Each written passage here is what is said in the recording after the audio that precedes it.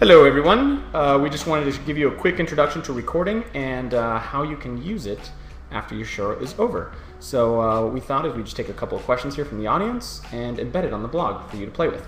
So the first question is actually a text question, and it comes from Samantha, and she asks, how can I make sure that people who missed my live event can see the recording?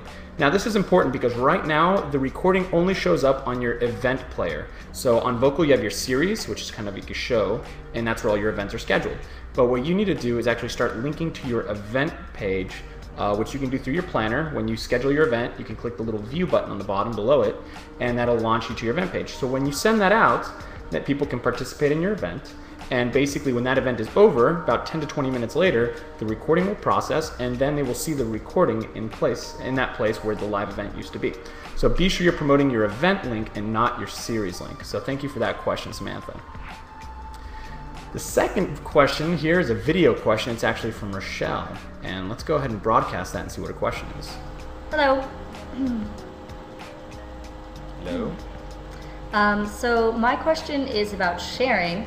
I know that the recording feature has different questions broken down into chapters. Can you share those particular parts of the broadcast, and how do you share your broadcast in general? Okay, that's actually a really good question. Thank you for the call, Rochelle. I'm gonna drop your call. Yep. The way that works actually is when you load up the Vokle recording, you actually have two choices. You can press play like a standard recording, or you actually have another option, which is the view question list. Now, every time a host takes a question, as you just saw, I took a text question, I took a video question, those are stamped as chapters in the recording. Now, when you load the recording, if you click view questions, you can just jump straight into the question list and click on a question, it'll take you straight to that part of the recording. Likewise, you can click play and just view it like a traditional recording, and you have little chapter markers at the bottom in the timeline.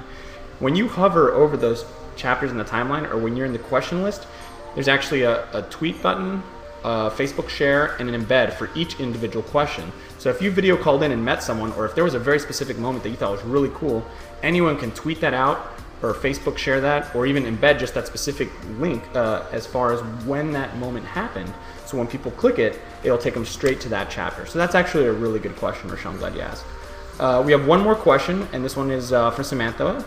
And it is a text question. Is there a limit to how long I can record for? Very good question, Samantha. The answer to that is currently you can record for as long as 24 hours. So recording automatically happens when you start your event. We are going to provide you an option to destroy the recording in case you don't want it. But right now, the limit is 24 hours. So I'm glad you asked that.